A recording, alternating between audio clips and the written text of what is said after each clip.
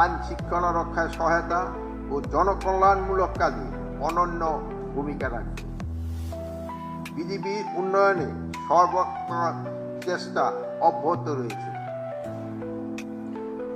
প্রিয় সহকর্মীবৃন্দ, জাতীয় স্বার্থকে সমুন্নত রেখে সীমান্তে অতন্ত্র প্রহরীর ন্যায় অত্যন্ত ন্যায়ানুগ পন্থা নিষ্ঠার সাথে দায়িত্ব পালন করতে হবে।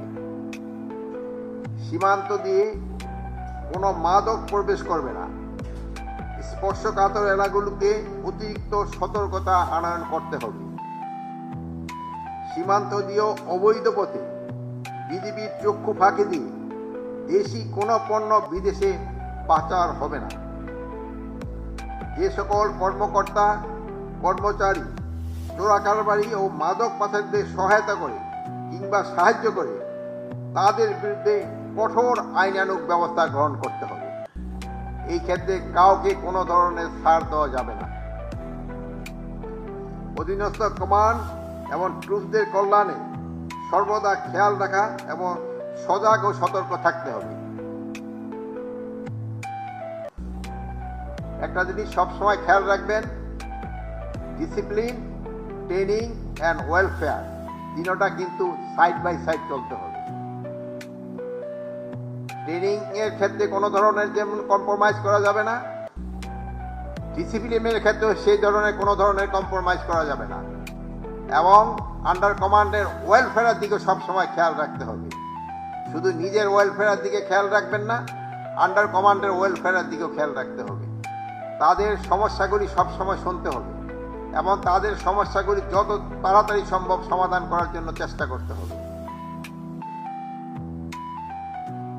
প্রতিবেশী দেশগুলোর সাথে সীমান্ত সমস্যা সমাধানে অত্যন্ত কৌশলী এবং যোগ্যতার পরিচয় দিতে হবে।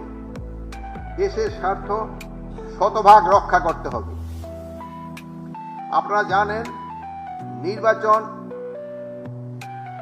সময় কিন্তু খুব বেশি, আমার মনে হয় 45 দিন না 44 দিন মতো আছে।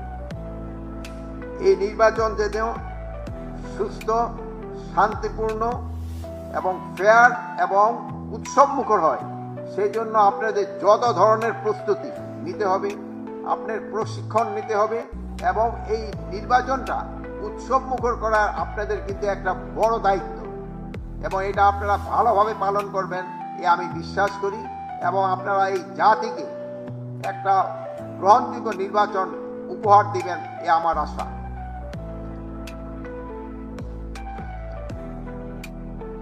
সীমান্তে ব্যবহারকারী চোরাকারবারির দিকে আইনের আওতায় আনতে হবে।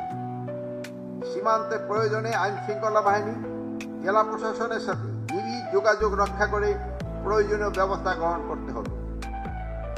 বাংলাদেশ থেকে কোনো অপরাধী, সন্ত্রাসী সীমান্ত দিয়ে পলায়ন করতে না পারায় সেই বিষয়ে আপনাদের কঠোর সতর্কতা অবলম্বন করতে হবে।